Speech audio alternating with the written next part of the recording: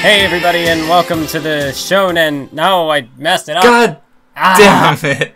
But yeah, this is a podcast. I'm not the host, MathWiz, which is why I'm ruining everything. Here with the actual host. Me, Craftsdwarf, the guy, YouTuber guy, the smaller YouTuber guy. I am but the underdog, which makes me the perfect host for the Shonen Cast, because I fucked up the name too!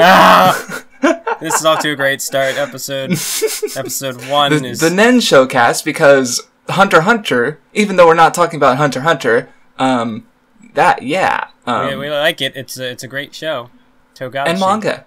But you haven't read the manga yet. I have not read the manga yet. Because that's what the show's all about. Reading fucking manga with our two analytical shonen boys, which is basically means boys. Okay. Reading manga. We've thought this through, guys. We've thought it through, I promise. Reading manga. So basically the idea I had for the podcast was, just read an arc of one of these long-ass fucking shonen shit, and then talk about it. I thought, hey, want to know who would be good to do this with?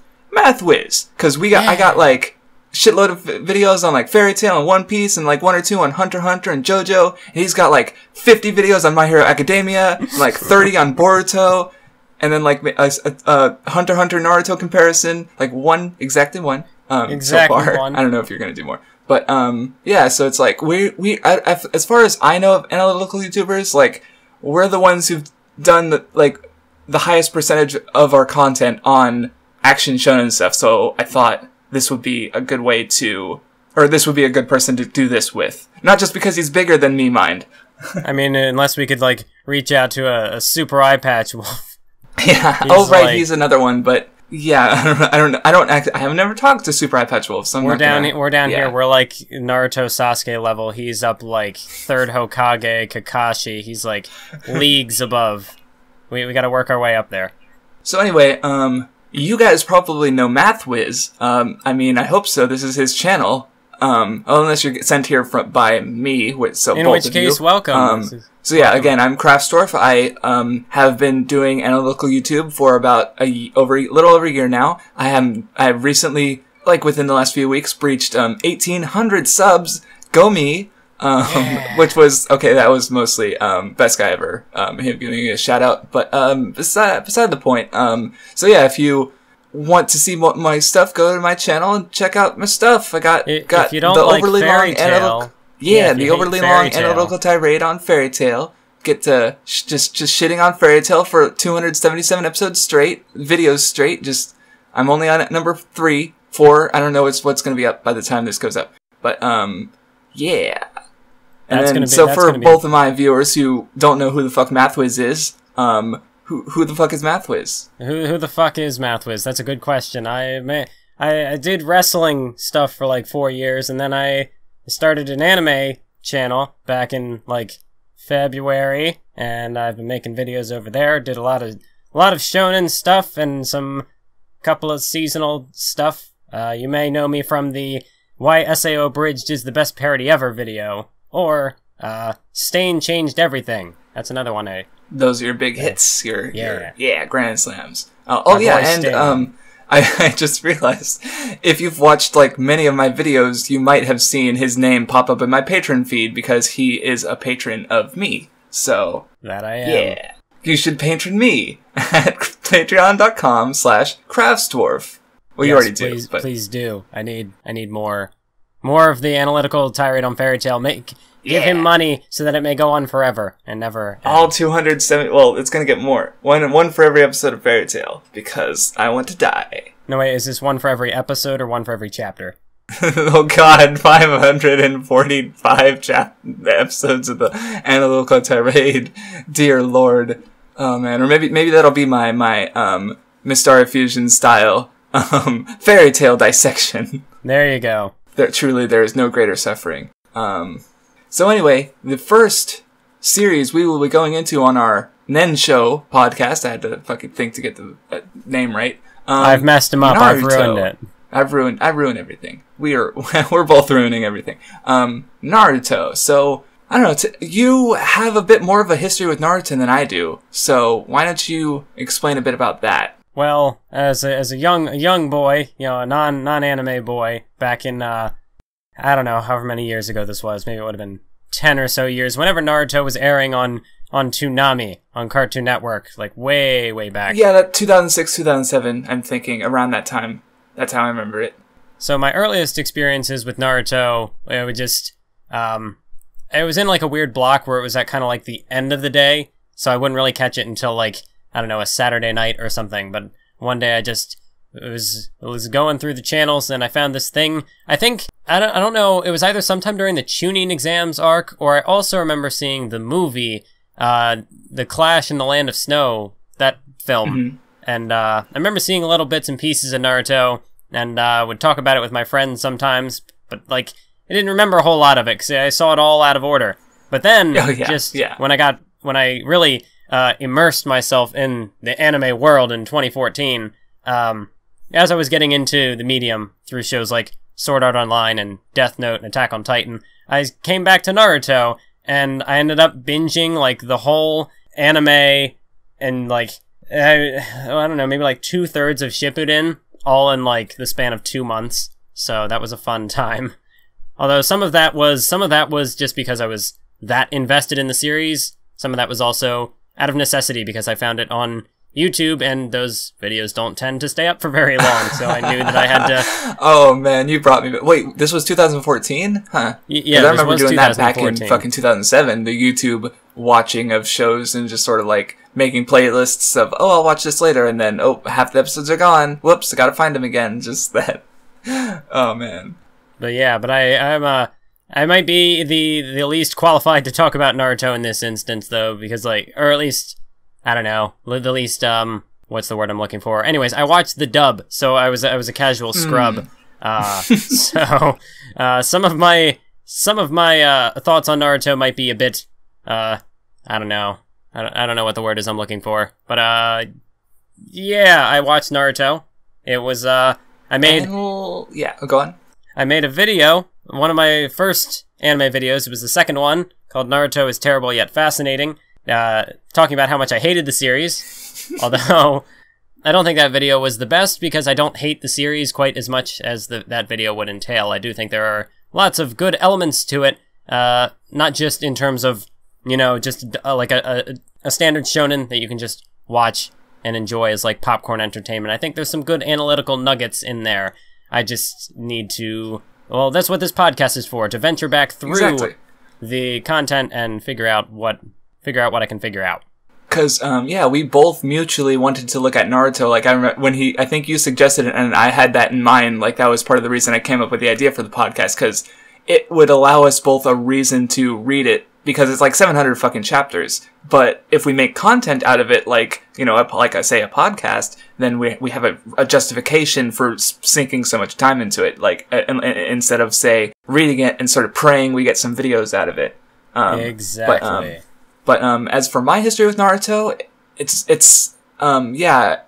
back in, I also caught some of the dub back in, you know, the early years of Naruto's airing. Just on TV, I didn't really have much inclination to look to it beyond that until sometime in high school, which would have been like probably 2008, 2009, probably 2008. And then, I had some friends who we would talk manga every week when the new chapters came out about the One Pieces and the fairy tales, and I guess they somehow got me to read Naruto. I just like, okay, I knew a lot of what happened in the early stuff in Chunin exams, but then I just sort of like, from watching the anime, but then I just jumped ahead in the manga, like I started with Kakashi Gaiden, and then went to, so I knew what happened in like the Sasuke retrieval arc and the stuff with the Sannin. I knew it happened, kind of, but I hadn't actually read that or viewed that until like later. Cause I read the manga for a bit. Then somewhere during the war, like I just got sick of it. Like it was kind of like, I never liked it a whole lot. Like I always thought, yeah, this is kind of good. And then, yeah, as it just sort of wore on, as, you know, every, you know, long viewing of shows tends to go, you tend to get sick of them unless they're like amazing. Like Hunter x Hunter, which we'll get to eventually. Yeah. But yeah, so, and then eventually I got sick of it during the war. And then, a few years later, I think it was like 2014, I was working and I had a friend a coworker who I talked with a lot of shonen stuff, and I just decided to reread Naruto. So I finally, for the first time, got through the Sasuke, experienced the Sasuke retrieval arc and stuff. And then I got to, I think, Sai introduced, and I'm like, welp, I'm done. I'm not the biggest Sai fan, I guess. But going on memory, we'll revisit his character, I guess. But, so yeah, that's basically all of it. But I guess, like, again, it's like, I have these mixed feelings on the series because, like, I remember I remember not liking it generally, but then I think back and like I have had other friends and like who've said good things about Naruto that made me think like, even if the series turns out to be bad, like even if it's terrible, it's still fascinating because I do think there's things to it that if they were done better would be uniquely interesting, and even in just the stuff we've talked about or we're going to talk about rather. Because we read the first 33 chapters, which goes from, the introduction to Naruto meeting his team, and then the Zabuza, the Wave Country arc. So that's what we'll be discussing. But yeah, there were points about it that I thought were interesting, which is, yeah. Well, when I was going through these chapters, I know I was noticing not necessarily a lot of differences in the anime, but like, there were a couple of scenes, like I know in chapter 1 specifically, there's this one panel where Naruto's like, he's going to do his transformation thing. And in the anime, he's like, on his sides, he's got, Shikamaru and, what's her name? Yeah. Ino, they're there. But in, the manga, it's just some randoms. They're all generic, randos, and it's like because he clearly hadn't come up with the rest of those characters. Though I think Sasuke shows up, like, in the background of one of those early chapters, like, brooding behind Naruto. Yep. Like, I noticed him with his hands clasped, just, he was there. But no one else, I didn't see Sakura, I didn't see, like, he clearly hadn't, Kishimoto clearly hadn't designed those characters. Though, honestly, the first chapter, I noticed a lot of weird stuff in the first chapter, like stuff that I feel like should have come up later, like, maybe it does, but, I mean, like, one thing is that, like, in the first chapter, Mizuki says that Naruto is literally the nine-tailed fox turned into a human, and then, like, 2 chapters later, he's like, no, that's not how it happened. Like, I don't know if he, fully planned it out, or if, like, I mean, it just felt like a weird, like, if you're establishing this, like, this early, Kishimoto is establishing the setting and the character of Naruto and his place in the world, and he's already changing his mind, like, within, like, 2-3 chapters, like, it just, and, because the way it, like, we find out the truth later, it doesn't feel like it's just kind of like, okay, that's a thing, I guess. It's not like, it's meaningful that I mean, it's not, like, it doesn't really make a difference, like, that he has, whether for how the village treats him, whether or not he is the fox or if he has the fox sealed inside of him, like, everyone fears him either way. Like, so the difference doesn't matter. It's just weird that there is a difference at all. Like, my thought was that, like, maybe, with Mizuki, he was kind of like, I thought maybe the idea was that he was kind of like twisting the information a bit to try to like get more of a response out of Naruto, but even then, that's not really like called back to, like, when the truth is revealed, like in the 2nd or 3rd chapter, where he's like, no, he's not actually the fox, it was just sealed inside of him. There's no, like, I don't know, there's nothing that really, because you don't have, like, I'm already forgetting names.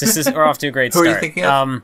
Iruka. Iruka-sensei. Oh, Iruka, yeah. How'd you forget him? He was there. No, he's there. But like, he doesn't say, like, no, that's not right, it's just sealed inside of him or anything like that. Oh, yeah, that's, so... I don't know, he could have just been changing his mind. Like, as far as things not getting called back to, like, I mean, I guess, like even with the whole, like, the village, all the village ninjas hate Naruto, but it's like, okay, Mizuki does, Ibisu kind of did, like, Konohamaru's, sensei guy, but then, like, that's it? Like, I don't remember it really coming up again later. Like, even though during the tuning exams, there's, like, a lot of adult ninjas from, Konoha. But, like, I don't remember it really, that, like, the fact that, like, the background guys do. Like, in the first chapter, you've got all the adults who are with their kids, and everyone is like, oh, Naruto, ew, Naruto. Yeah, it mostly seems to just pop up in flashbacks that Naruto is this outcast. Because usually, like, I mean, as early as, like, Chapter 2, you have, he does end up befriending Konohamaru. In Chapter 3, you have, like, Sasuke and Sakura, they don't know that they just dislike him because he's an obnoxious little shit.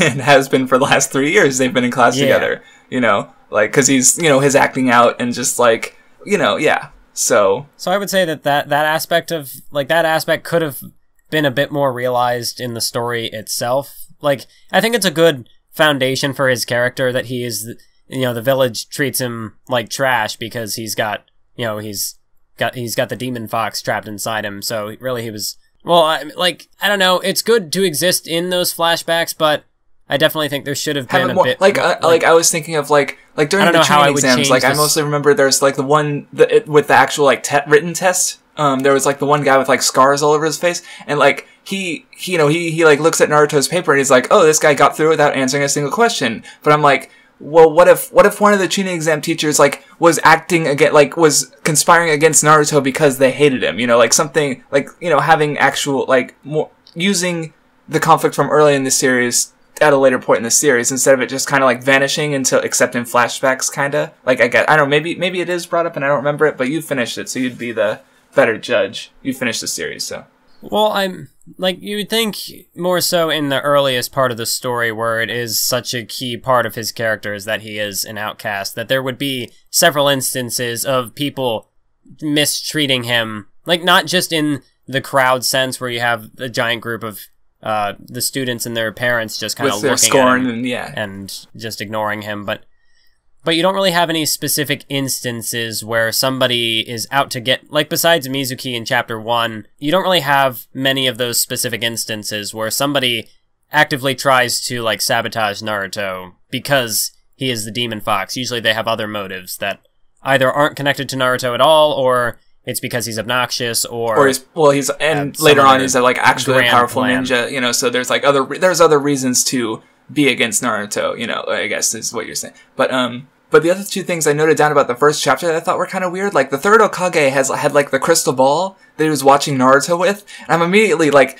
bells are flashing in my head, like how often does this get used? Like what are its limitations? Like this is a ninja The crystal ball is a really weird device because the third Hokage uses it like in the early part of the story. Yeah, even though it's like the perfect surveillance tool. So like what are the limits of it? Like can he just watch anyone? Like, can he only watch anyone within the nearby? Couldn't someone have used it to find pain? Like 400 chapters later, when he was attacking the village? Like, I don't know. It just seems like such a weird because again, this is like, you know, ninjas. They're like everyone's skill set. It revolves around deception and trickery with the clones and the transformations, but then you just got a crystal ball that's like that's just this perfect information device possibly, and it's you know, but it's not expanded on, you know. It's like this is stuff like this, like there were quite a few moments like this in these early chapters where I'm like, you know, it's establishing the world and there are parts of it that I like, but then there's this stuff like this that just makes me go like, okay, what? Like, this is the stuff that should be expanded and focused on, or it should not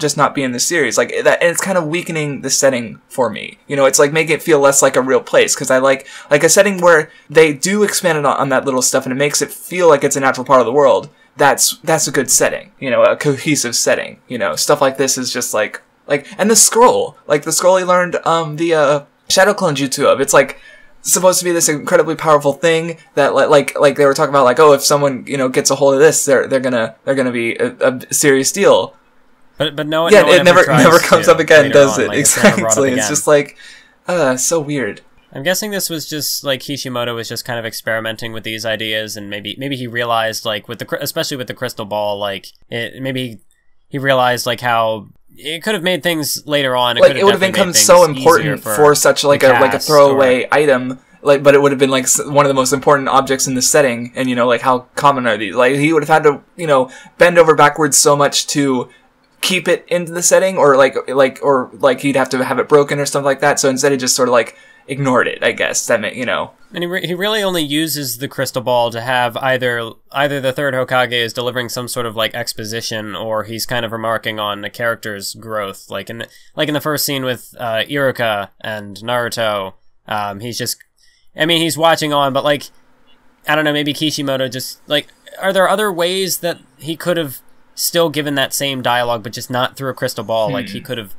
been watching, I don't know, from like the top of a hill or something. I don't know. I mean, but, like, did the third have to be like only witnessing the event, or could he have just heard of it and then thought about, like, because he knows Naruto, you know, he knows Iruka, he knows, you know, so I mean, he wouldn't have known Mizuki was an evil dick, but you know, so but I mean, yeah, I don't know how it could have been done better, but the way it was done is just so weird. It's like, oh yeah, and then like the other thing about like I just because they keep driving home that he was so alone, but I'm like, did they just put baby Naruto like behind in like a house and you're alone now, and then they just leave? Like, who raised baby Naruto? Like. Yeah, that's a really good question, and I don't think the series ever touches on that. They compare him a lot to Gaara later on, and Gaara did have a caretaker though, so it makes sense. Yes, he did. And that was his whole he had a whole flashback arc about that, so it makes sense that in that case. But with Naruto, it's like he was just like a toddling baby, like having to go buy his own groceries and stuff. Like I don't no, of course not. Someone must have been raising him, but then it is kind of that person who was like that. There's like a whole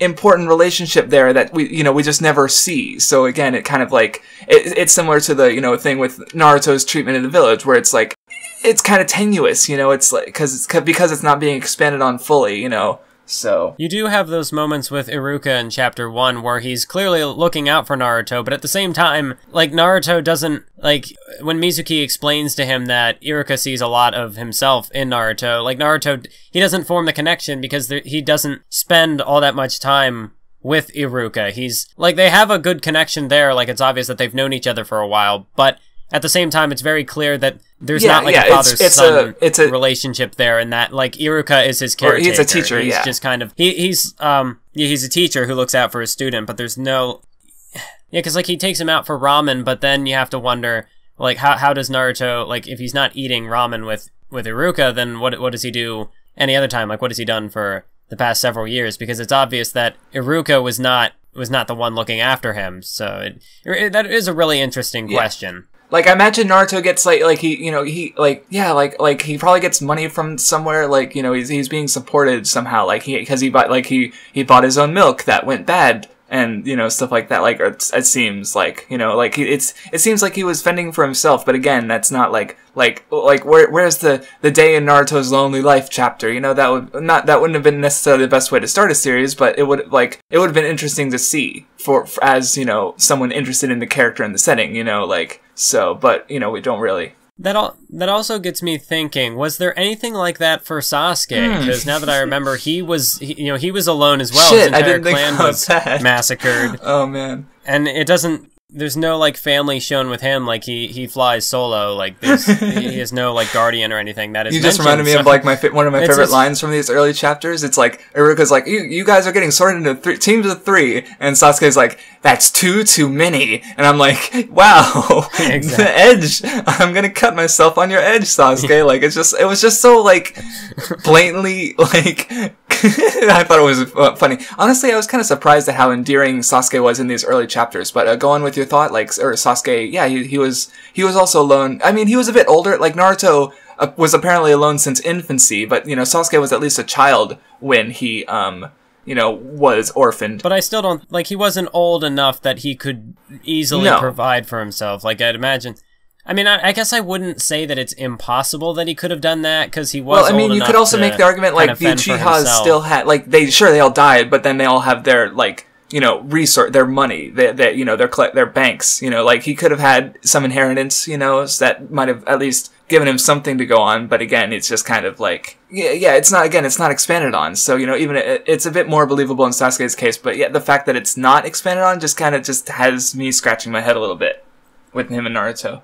One thing that I've always kind of been confused on when it comes to this universe is another thing tied into chapter 1 is, like, for his exam, when Naruto first attempts to graduate to become a genin, he has to perform the clone jutsu and he fails. But then later on with the big scroll, he performs another type of, I guess, his doppelganger technique. But, it always kind of confused me. Like, it seems like what he was doing before was meant to be some type of illusion, whereas, like, because everyone's so shocked, they're like, what technique is this? What is he? So, is it clearly, like, these are two different techniques? Like, one is just kind of an illusion, whereas the other is a more advanced form of that doppelganger technique? How I always saw it was just, like, because there's the clone technique and the shadow clone technique. And the clone technique creates doppelgangers that, like, I guess if they can't touch something. Like if Naruto made a bunch of regular clones and had them all punch someone, they would just dissipate upon trying to punch someone. But shadow clones would be able to hit someone,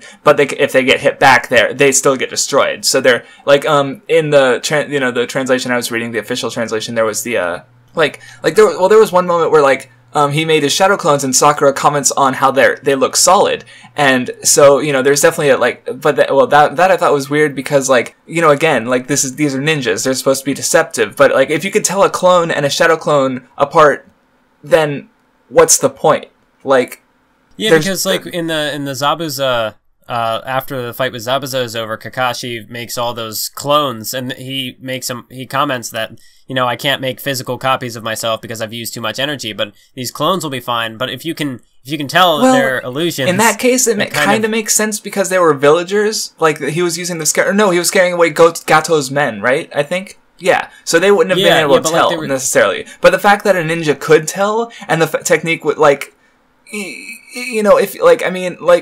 because here's the thing, like, if you can tell clones and shadow, like, say you can't tell shadow clones apart from people, like, which is the whole thing, because they're both physical, then regular clones are useless, because you can just look and say, okay, that one's not solid, don't attack that one. So, it kind of, like, this core ninja technique makes no sense. It's just, it's useless. Like, there's no reason not to have the shadow clones, but then, if there's a way to, like, if there's any way to distinguish between a clone, a shadow clone, and a regular person, that's not like special or unique, I don't know. There's other nuances to it that could exist, but yeah, like it kind of defeats the point, I guess, is what I'm trying to say. I think another thing that I found, although this kind of goes back into just what I've seen from the anime, but like the scene in chapter 3 where Naruto ambushes Sasuke. And they do the fake out where it looks like Sasuke's gotten away, but it's actually Naruto. Who's transformed into him. I personally preferred the. Well, actually, I can't even say that because the anime kind of contradicts it with a scene within that scene. But how you've got Shikamaru's team, they're kind of there watching, so it does kind of create that extra suspense. So it's like because they're behind the window falls down, so it's like, oh, what happened? Whereas with In the manga, he just kind of jumps him, and then it's immediately over. Like the anime kind of builds some more suspense to it, and when it also has something to cut away from, which I think kind of, I don't know, for me, I think it makes the scene a little stronger because then when Sasuke walks out. Because with the Shounen manga, you have like for the first chapter they've done like other drafts of it with the original one shots, and then so that they're thinking about it for so long, and then they finally put it out. They're published. They're finally in Shonen Jump. They're finally a real manga boy. And then the editors go like, okay, 20 pages next week, and the author's like, what? And then they immediately like they have the constant stream of ideas and the constant workload, and it's just being a manga author is suffering, I imagine. But with an anime, it's sort of similar in that like they're able to like comb over the material again, and like with them adding the character designs from the late, like Hinata and Shikamaru, and having them in the background of the first episodes, because if you read all the manga, you'd recognize them, but then watching the anime for the first time, you're like, that looks like a unique design, and then later they show up as an actual character, and you're like, oh, neat, it's that guy, or so, but they're only able to do that because they had the source material to come off of, so. Now that you bring that up, this does kind of it reminds me of another sort of question I had about this, the early part of the story, is it's established that Naruto failed his graduation twice. And so, from what I understand, it's like is it a yearly thing that happens? I thought it was... That confused the fuck out of me too, because like later on when Kakashi is... When they're doing Kakashi's test, and he's like, he's like, oh, if you fail, you have to go back to school. And they're like, what? And I'm like, but what, like, well, cause even, he has a figure, like, out of the 27 students, 9 pass and 18 fail and go back to school. But it's like, if anyone failed and went back to school, wouldn't they know? Wouldn't they have seen their upperclassmen around? Like, how does that, like, is there another ninja school that they don't, like, just another one of those world building things that just, like, cause especially in that instance, I feel like they're raising tension, you know, because Kakashi's gonna fail them and they can never become ninjas again if they lose. Oh no! But then, like, in doing it, he just kind of, like, strains that sort of logic of how these, like, the school system works, because I didn't notice the bit about Naruto failing the graduation twice, which means like I mean, is it just like one test? Like, I mean, maybe like are there like multiple tests throughout the year, and if you pass one of them, you're good, but then you just sort of dick around until you get assigned a sense. Like, I don't know, it's just so weird.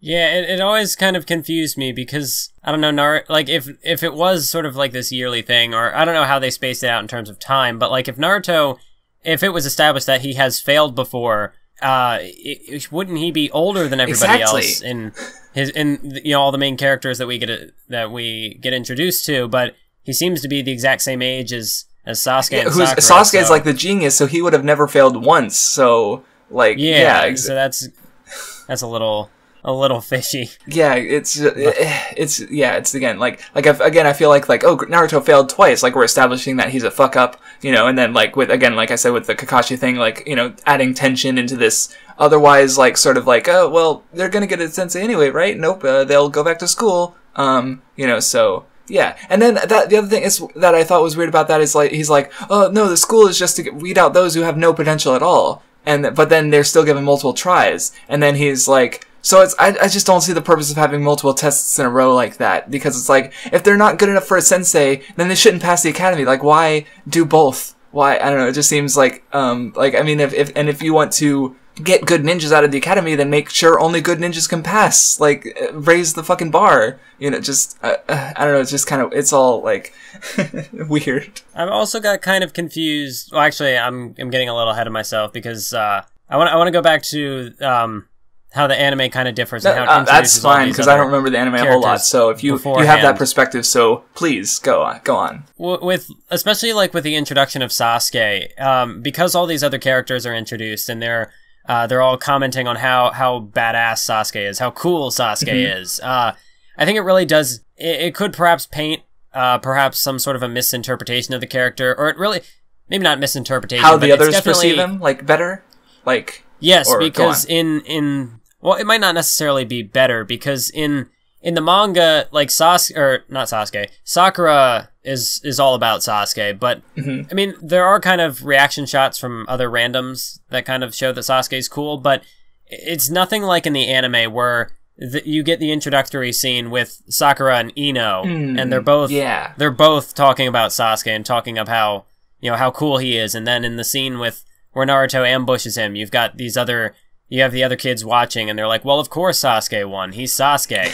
So it really does kind of build him up as he's this badass. Whereas in the manga, it's a little more.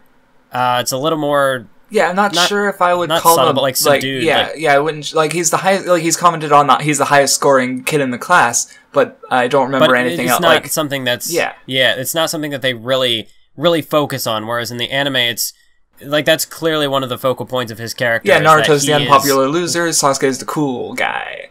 But in a way, I feel like that. Like, I don't know about the anime, but one thing I like, because one thing I liked about the early part is like, there was, because when the real Sasuke meets up with Sakura, and she's like bitching about Naruto, and he gets pissed at her, like, because holy shit, Sakura is made out to be the most unlikable, like, little fucking shit. Like, I was like, exactly. Like, there's nothing likable about her. She likes Sasuke, okay, but he doesn't like her. And then she dislikes Naruto, like, yeah, okay, our endearing protagonist, but she hates him. So it's like, there's no positive element to her, and there's barely any she doesn't have a whole lot of personality. She likes Sasuke and doesn't like Naruto. That's like 90% of her character right there. Like, and that is entirely intentional, because when they're doing the introductory scene, it's like, well, my likes and dislikes, and she's like, everything, you know, my hobbies, and she's just focusing on Sasuke. Yeah, exactly. And that's it. That is her character. It's just and to it's build like, up Sasuke. This is supposed to be like one of the most important characters in the series, and like this is how she starts out, is like this completely unlikable nothing of a character, like and it's just like, well, cause, and that's what, like, when Sasuke gave her shit, like, she was like making fun of Naruto for being an orphan, like, he has no parents, and I'm like, what the fuck? And then Sasuke calls her out. Yeah, and that was great. I was like, man, Sasuke. Like, I was like, and then I just sort of had a, like, whiplash moment, like, did I just praise Sasuke's character? Is this the thing that's going to happen? But yeah, no, I did like Sasuke early, at least at this point in the manga. He gets, later on, we'll have some discussions, I'm sure. But yeah, early on, like, and then, like, later on when he was, like, training with Naruto, and, like, I remember there was, like, they were just so exhausted from training, and, I remember just, one of them had the other on their shoulder as they were coming back, and I was just like, yeah, these two, cause I guess I forgot that part, because I remember when I dropped the manga, like, one of the criticisms I had to it is, like, Naruto was so invested in his, like, relationship with Sasuke, like, we're like brothers, but then I said, well, they never really felt like brothers, but then rereading it, I'm like, okay, maybe there was more to that than I remembered, so. I know we've done a lot of criticizing so far, but what I really like in these early chapters is, it's very, Kishimoto does a very good job at fleshing out these characters, and, you know, giving them very distinct personalities, and you have a lot of these really heartfelt human moments, like I know when I revisited Chapter 2, I had sent you a message about Konohamaru, and yes. Chapter 2, like, upon revisiting it, I really like this chapter. I really like the whole dynamic between Konohamaru and Naruto, because in Chapter 1, you learn Naruto's story, but then in the second chapter, you kind of get to see him from a more, like, you see him take on the role of teacher, and how he would kind of tutor Konohamaru. Okay, and yeah, I remember that a lot. You really get I do. Go on. Sorry. Well, there's a lot of shots in this chapter that really stand out to me. Like, you have Konohamaru, you know, he's complaining about how he's going to become the next Hokage, how no one recognizes him as Konohamaru, they recognize him as the honored grandson. And then Naruto, you know, he looks over at him and he says, well, I forget exactly what he says, but it's something along the lines of, you know, Konohamaru does all this complaining, no one would really see him as the Hokage because, you know, you have to like, you know, work to become, like, everyone respects the Hokage. You have to be worthy of respect. Yeah. You have to really work to earn that title. And it does a really good job at fleshing out Naruto's motivations. How, yeah, the entire village treats him like dirt, treat him like an outcast, but, you know, his ultimate goal is to win them over. It's to become a better person, become the best, become the best. Yeah. And become somebody that everyone would admire, despite, you know, the fact that the demon fox is trapped inside him. And it does a really good job at fleshing out Naruto as a sympathetic character, how he's gone through all this shit, but yet, you know, he's still, that's one of my favorite aspects of his character is that he has such a tragic backstory, but he still pushes forward. He's still someone that you can respect. And yeah, he might be annoying, but he's still someone, at least for me, he was one of my, like, when I first watched the series. When you were younger, or back in 2014 when you did the full watch, or? Well, back in 2014, okay, when I actually, like, experienced it chronologically.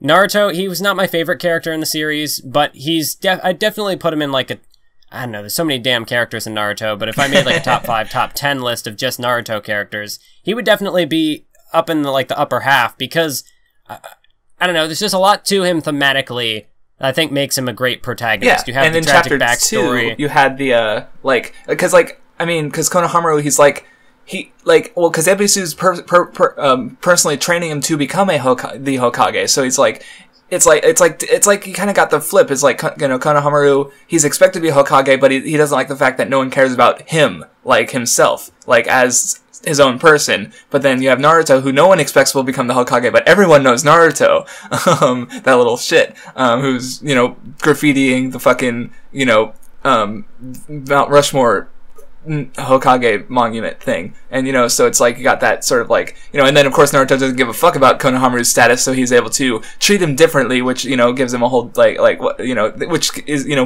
starts their relationship, because, you know, Konohamaru takes interest in Naruto, I guess, in a way, because Naruto doesn't give a fuck about him, you know, and because he doesn't get, you know, he's not part of that blue-blooded, you know, like, yeah, so. I mean, say what you will about Kishimoto, you know, most of his characters have some sort of tragic backstory in this series, but I think Kishimoto does a really good job at fleshing out how that affects them psychologically, how that would affect their behavior, and like with Konohamaru, he's just kind of this little shit. He's a boy who has everything handed to him because he is the grandson of the third Hokage, but it shows how that affects him negatively, and how he might be, he might be a snot-nosed brat, he might be pretty cocky, but even then, there's still a very human side to his character. There's a very strong desire to, in that way, how he parallels Naruto, how he wants everyone to recognize him as, his own person, as somebody, as the greatest, as someone worth respecting, and that's why I'm gonna say this a lot throughout this podcast, but missed potential. Konohamaru, I will give Kishimoto credit. He does some cool things with Konohamaru later on that I don't remember. No, that's fine. We'll get to that. But he doesn't do enough. Okay. I've praised Boruto, and I know you haven't seen. Nope. And I don't think you've read Boruto. I've never seen anything except for like videos that other people have made. Maybe I've seen a couple of your Boruto videos, but that's it. That's all I really know about the character. But a lot of Boruto's characteristics are very similar to Konohamaru's. And it just makes me think, it's not completely the same. There are differences to it, but it just makes me realize how, if you were going to do the Naruto sequel, I think it would have been interesting to have Konohamaru be the protagonist, just because he is supposedly Naruto's heir. He's his protege. He's right below him. He would be the next generation, and that's a big part of why Konohamaru misses out in this story, is because he is so young. He's not Naruto is about Naruto and his classmates and how they, how they grow up. But Konohamaru's he's stuck between generations because he's too old to be in Boruto's generation, but he's too young to be in Naruto's. So he's well, you're fucked, kid. Sorry. Exactly. So I'm at least hoping that I don't think Kishimoto is writing Boruto. I think it's his assistants. He's probably approving stuff here and there. But yeah, I don't think he's the direct author. So I'm wondering what is he doing? Is he doing another manga? I don't know. I'm not sure, but I'm really hoping that, at the very least, to get some sort of longevity out of Konohamaru's character, to get some sort of satisfaction out of how his journey ends. I'd like to see because he is so similar to Boruto. I'm hoping that in that story they kind of flesh out that parallel, like they did with Iruka and Naruto in Chapter 1. But hopefully, instead of just Iruka doesn't do a whole lot in Naruto. He shows up in the first chapter, and he is just kind of the guy who builds up Naruto. Oh, Naruto's so great because, he's gone through all this, he's suffered, but that's made him stronger, and yada yada yada. But he doesn't actually, I don't think you ever see Iruka fight anyone, other than Mizuki. But even then, it's not much of a fight. So, I mean, not to say that Iruka is, I don't want to say that he is one of the prime examples of missed potential, but I think there's a little bit more that could have been done with his character, but when Kakashi is introduced, he's basically made superfluous. He doesn't really do much. Yeah, because then Kakashi's the mentor now, and Iruka's just weak sauce, so, yeah. And that's it for my... what I want to say, because okay, I think I commented to you this to you before, but because I'm not, at this point, I'm not too big on any of the characters in Naruto right now. I can see that, maybe I'm just so internalized, my relative dislike of Naruto is so internalized that I wasn't able to shake it, but, there were definitely parts of, I liked, I just like the feel of Konoha. There's just, you'll get these big half-page shots or panels of the village, and it's just got there's so much detail and stuff everywhere. It looks like a village that ninjas would run the fuck around. You could just see them running around on top of the roofs and shit, and it looks cool. But I should like Naruto's character because he fits an archetype that I really like. He's goal driven. Wears his emotions on his sleeve. But and I did figure out why I'm not too into Naruto, at least not at this point. To compare him to, because again, I do like characters of this type, Luffy, Chihaya from Chihaya Furu, Rico from Made in Abyss, Kaiji, from Kaiji, but I get, the difference, at least the main difference I've seen is, because Naruto wants to be the Hokage. Okay, what does that entail? Like, he's got to be a great, like, at this point in the manga, like, he says he needs to be he wants to be respected, and then he also wants to be, like, you know, he needs to be a strong ninja, but, like, so as we see him grow as a ninja, like, we see him getting that one, but then, like, what is he really doing to become more respected as, like, a person? Or, like, is there a leadership aspect? Like, is he trying to be a good leader? Like, I mean, he's kind of a kid, so he doesn't really recognize that, but I feel like maybe because I don't really know what becoming, like, there's no direct path to becoming a Hokage. So, like, because I don't really know what it takes to become a Hokage, I don't really necessarily know what Naruto is trying to do to become a Hokage, so it's harder for me to get invested in that goal, that big drive he's got. Like, because if I don't know what he's trying to do, then it doesn't seem like he knows what he's trying to do, so he's just a dumbass, I guess. I don't know. How do you feel about that? I had kind of the opposite impression, where going back and revisiting these early chapters in the story, I can easily see how I got so invested in Naruto as a character, because the way I see it, his ultimate goal with this story is kind of twofold. There's obviously become the greatest ninja, become the Hokage, which is like kind of open-ended. You don't exactly know what that entails. But I mean, you can guess it, like the tuning, when the tuning exam shows up, it's like, or, you know, if he's training to get stronger, or if you know, advancing in the ranks, like, that makes sense, you know, like, oh, he's doing, you know, this is going to get him closer to becoming the great ninja. But anyway, go on. What's his other one? But then the other is, like, there's one where it's about just attaining power, and then there's the other where it's about forming connections, about, becoming someone worth, well, not necessarily, like, he just wants everyone in the village to accept him. He wants he doesn't want to be an outcast anymore. Because that kind of happens. I remember during the Pain arc, you know, he saves the village, and everyone's like, hey, maybe Naruto's not that bad after all, you know, but it's just like, but I guess the way, like, I feel, like, because it feels like it's kind of, like, here it's kind of a separate goal, like, in chapter 2, you know, it's stated as, like, a separate part of him becoming a Hokage, but it just sort of, it's like, it doesn't happen because of him, like, working towards it specifically. Like, it just sort of happens as the result of him becoming, like, it's an action series, so I guess it's kind of reasonable, but I'm just not sure yet as to, you know, how fully formed that idea is, I guess. I guess I'm just really interested in his backstory and how that has I like a lot of the aspects of his character, how he's an underdog and he's an outcast, which I think really makes him a strong protagonist, is that he doesn't, like, not only is he just working kind of against the world in terms of his strength, but he's fighting against the world in terms of his status. He wants to. So, I think putting those two together is, those two elements are what really make Naruto, at least in my eyes, a very strong, very empathetic, is it sympathetic or empathetic? I don't know I'm not which entirely one. sure which word I'm looking for, but he's a very likable character. Like, I know he's annoying, which is what the problem that a lot of people have with him is that. Well, I mean, he's a kid, but I'm not I'm not like, you know, if I don't know if his childish gets, like, meaningfully challenged later, then I'll probably be more willing to accept it. But you know, at the same time, like, he's like 16 when he ends the series. Like, that's still a fucking kid by most people's standards, you know. So, you know, and there's, like, different areas he could, like, become mature in and, you know, still be childish, I guess. Like, I don't know, I'm just...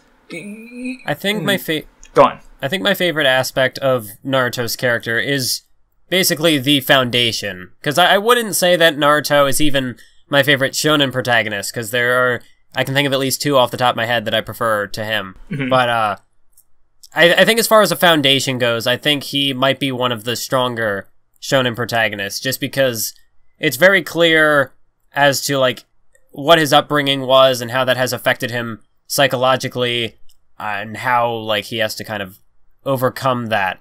Whereas I think some of the other, like Sasuke, for example, he has a very similar story to Naruto's, but there's something missing with Sasuke's character that like, it could just be that Sasuke is kind of, he does have this air of coolness about him. Yeah, well, he's Naruto, also like he did have family at one point, and now, so, like, Naruto never had family, but Sasuke had family and lost it, so there's a similarity there, but also a key difference, maybe. And then, you know, Sasuke had, like, this elite training that, you know, he was, you know, he's always been sort of talented, and everyone loves him, and he just doesn't give a fuck, because that's not in his goal. He doesn't, well, I mean, like, I guess he does want to become Hokage later, or he says something like, yeah, I want to be Hokage, or, like, everyone does, I guess. That's a very late addition to his character. Okay. his motivation from the outset is, you know, he wants to kill his brother, Yes. you know, kill the guy who exterminated his clan. That's his big goal. So his big goal is vengeance. But he's not an underdog like Naruto is, and I think that's the big disconnect. That's why a lot of people don't like Boruto, is that he's not an underdog. He is born with talent, and he is, you know, he has these abilities that Naruto doesn't have. He's a bumbling idiot. He's not smart. He's not powerful. But for me at least, that has made him really endearing because he has all of these flaws in his character that he has to work to overcome. But yeah, that's I think as far as the early material goes, I don't really have anything much else. Like the first, I think we covered the really introductory chapters. Yeah, the early chapters, the setup. So I guess we can finally get into how long we've been fucking at this? Like 40 minutes, like 50 minutes, just talking about like the first like 7 chapters, or so. We have like Naruto anime pacing right now. Yes. So yeah, I guess hopefully we have a little more to offer. So yeah, after you know the team meets, like there's not a lot to say about the Kakashi test stuff. You know, that was pretty straightforward and fine. Well, actually, one thing I do want to mention about the bell test, which like I thought I understood it, but then the manga, at least what I read, kind of seemed to throw me off. Okay. How when Kakashi is talking about the bell test, he makes it seem as though, like when I watched the anime, it seemed like it was exclusively a Kakashi thing. Like this is what he does with his students, but with what I read, it almost makes it seem like every teacher does this with their new graduates. They do this bell test, unless I misinterpreted what was said. Because I always saw it, maybe I missed it too, but I always saw it as like they have to put their students through a test. But the thing I thought that was, but even now that you mention it, like he gives such a specific figure. You know, 9 out of 27 students pass. Like, but how do they I guess the tests are done at different times. Like if 3 teams pass, then what happens to the other teams? Especially if it just seems kind of weird. Like that is really strange now that you mention it. Like how do they, like what if 12 people pass? If there was enough competent teams, like why not have them all pass? Like and then of course like it goes back with the complication with this how the school system works, because it seems to be a giant clusterfuck of failing and passing and failing, and like he uses that as a plot element so much that it just becomes like baffling when you sort of step back and just look at the whole thing. Like how the fuck does this work? You know. So. But as far as the bell test goes, like in terms of again fleshing out these characters and how they operate, I do think it has a very strong sort of thematic resonance, and how the characters, they don't work together, they all go for their own benefits, and how that's why they fail. Although it is I think it is kind of interesting how later on then Kakashi kind of goes again. Well, it is also still part of the test, the whole thing with the lunch and how they share their lunch with Naruto, and then Kakashi's like, well, you pass. But they really emphasize, like with Iruka and the third Hokage, they're like, oh, Kakashi never passes anyone. Yeah. And they're juxtaposing it as this scene is happening. Yeah, again, it's that, I don't know. I mean, as far as like increasing tension, that's a better example than if you fail this test, you'll never be able to be a ninja. Like, I like the building up of Kakashi as this hard ass, like, is a bit better way of building tension than that. But, I think it might just be like the way they throw it in at the last minute here. How they're posing it side by side, and then it's just like Kakashi never passes anyone. You pass. It seems like a little. You could have set that up maybe a little bit earlier. Yeah, that's fair. I would have preferred. Yeah. The one thing I had a quick, because I do know that this difference. The illusion that Kakashi put on Sakura of Sasuke being like fucking mutilated. Apparently it was it was way more violent in the manga than the animated. Oh yeah, like he's missing an arm in the manga. Yeah, and his leg is like fucking twisted around. And he's got like 50 times more shuriken in him. Like it's fucking. I like that part because it was just so brutal, and Sakura like fucking lost it. Like again. It's at Sakura's expense, so of course I like that part. Yeah, I think that's just going to be a common through line with me throughout this podcast, is whatever manga we end up reading, is that the manga is going to be more brutal than the anime because of, I guess. I do think that's interesting, though, because like these shonen manga are aimed at young boys, young audiences, but yet they do tend to be so brutal. They can be. I mean, I think it's been lessened lately. Like, I feel like, I mean, I don't think there's been quite, like, I mean, Hunter x Hunter, like, you know, that was definitely pretty violent in the 90s, but then historically, Fist of the North Star, very violent, also Shonen Jump. Actually, it's one of the most popular series historically in Shonen Jump, you know, but like, but then you got other series I mean, there's definitely gore about, but then you got shit that just doesn't, that not quite, you know, like, hold on, I'm trying to think of an example. I mean, I just think it's kind of interesting, like, how that operates in Japan as opposed to like here, where like you would never see blood in a cartoon. No, that's true. And more kids read Japan. Manga is more popular in Japan than anime. Like, so like the popular anime that are shonen stuff are popular because of the manga usually. Like, I mean, there are like most of the other popular anime have just been like powerhouses for years or something like that, or Precure, which is another popular one. But like, yeah, the shonen stuff sometimes breaks into it, but the shonen stuff's usually there. But again, it's like One Piece or Naruto because they're these big manga powerhouses. Like let's put it this way: I think during like the peak popularity of One Piece, like literally half the country was reading Shonen Jump. But I don't think the anime has ever had that high ratings at any point because it's not the primary method of consumption, I guess. So, but that is kind of, maybe it's because, like, if you're reading a manga, like, there's more, like, you know, if you get a Shonen Jump, you know what to expect, but if you're just flipping the channels, and you just stumble onto something, you know, brutal, gory happening, like, you know, they kind of, you know, that makes kind of sense. Like, you're not necessarily expecting what you're getting on TV, but if you pick up Shonen Jump, you know, they have the age, probably like ages, you know, 3 to 18 somewhere on the cover, so you kind of just know it, you know. So maybe that's the reason for the regulation. Because I think, it's definitely in like the before and after bits with Kishimoto, he mentioned something about like Naruto was supposed to be like 13 and up or whatever, but still, I don't know. It just seems. It's an interesting cultural thing how that type of stuff like even in the Naruto anime where there is still a decent amount of blood, it's just not as graphic as the manga tends to get. Like the scene with Haku is heavily the scene with Haku specifically is heavily edited. Like he doesn't actually impale him, but still there's a decent amount of blood being shed, and you have guys getting, you know, stabbed. Zabuza, his arm just like he doesn't have his arms. It's interesting because you don't see that here. Which, I guess that's just why I'm so enthralled with, one of the reasons why I'm so enthralled with the manga anime stuff. Yeah, I mean, it's an interesting, line of comparison and discussion. But yeah, again, I appreciate it because I haven't watched Naruto since high school, so I don't know, much. But, again, except for like the little major things from early on, I guess. Okay, so I'm trying to think if I had anything else to say about those early parts. Because yeah, I mean, I already complained about the school being fucked. I do think it is a little interesting how, and I think this is kind of explained in that, you know, the third Hokage knows Naruto, Iruka knows Naruto, so they know how he acts. But like when they give them a mission and Naruto's like, nope, that's too boring. I want something better. And then they up that team. I don't know. Maybe they probably went ahead with it because, you know, Sasuke is the top protege and Kakashi is Kakashi. But I do think it's interesting how he's basically one of the best Jonin in the village, right? I mean, I don't remember how many Jonin show up that are like clearly better than Kakashi. I don't remember. Like, yeah, I know at this point in the story they definitely haven't introduced any others. It's implied that Kakashi definitely not at this point. Yeah, one of the top tier. So I mean, I'm not saying it doesn't make sense that they would give it to him because I mean, I just think it's interesting how Naruto can kind of just get what he wants.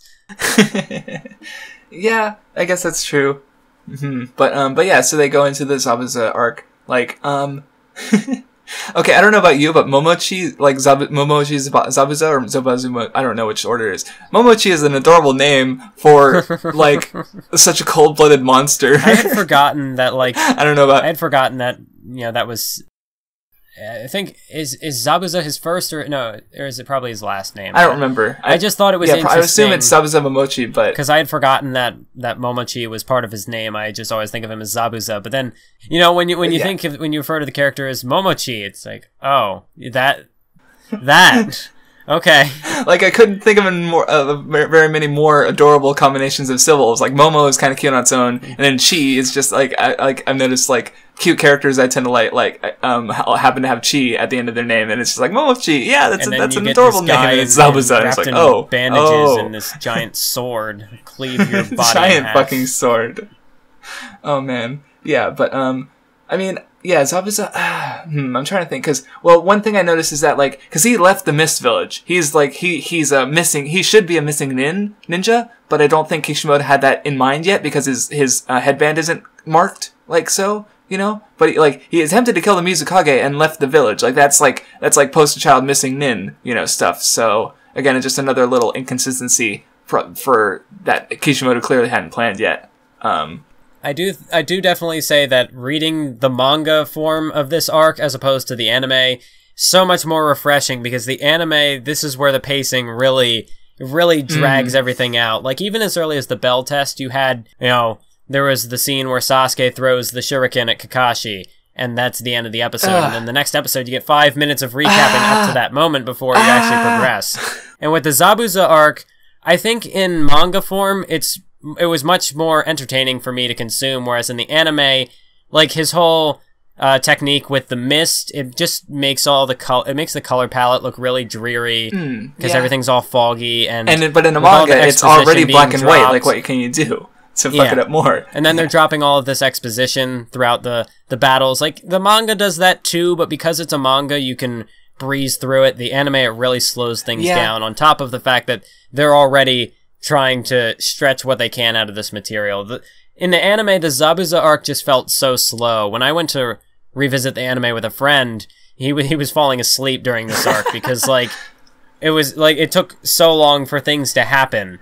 Whereas in the manga, it's just... I mean, 4 volumes is not a long read, you know, and in the 4 volumes, you get all this set up for the setting, and then boom, Zabuza arc, and it's, like, done. You know, like, not even all the way through the 4th volume, it's, like, more like 3.5 volumes. It's not a long arc, but it's, you know, but you go through it just pretty quickly. You know, like I could read 4 volumes in the time it would take someone else to watch, like, even 3 episodes, if not 4, you know, just, But one thing that I will still say with regards to this arc, especially more so when it comes down to the final climax, well, I guess technically in both fights it happens, but there's a lot of characters, like, talking about their abilities to each other, and that was one of the things that got me a lot, was because Zabuza was talking to Kakashi, he's like, I understand your copy technique, so I'm going to explain to you exactly how I understand your copy technique, so you'll be sure to never do it again, instead of letting you do it again so I can fucking catch you in your shitty trap. Like he just sort of like I'm like, Zabuza, you have information, stop giving away your information.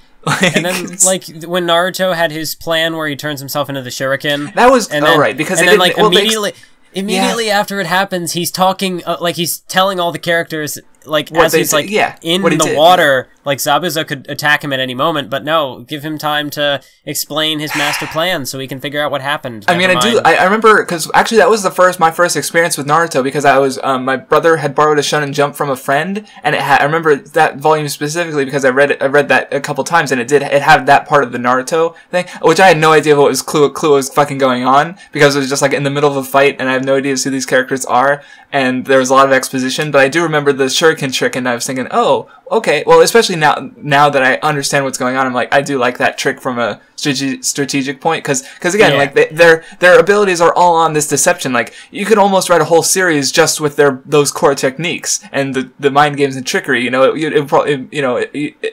I'd prefer it for an older audience, so then you could really focus on the mind games and stuff. But yeah, it was a cool trick. But then, yeah, again, the exposition just, I do think at least in that instance, you could kind of justify it in that Naruto is arrogant, he's a knucklehead, so of course he would do something like that, he'd boast about it, but... Yeah. I mean, even as far as... But then at the same time, since he's a dumb kid, like, I do like the idea of him being punished for that. Like if he was, like, doing that and then Zabuza just fucking punched him in the face and then, like, but then Kakashi's freed, so, you know, like... Yeah, so Kakashi would stop him, but still, like, something to just kind of snap him out of that Exactly, moment, something, yeah. Instead of giving him, like... I mean, at the same time, that was a cool strategy, so he deserved to be rewarded in some way, but, like, yeah, again, especially with the Zabuza and Kakashi explaining their powers and deductions to each other, just...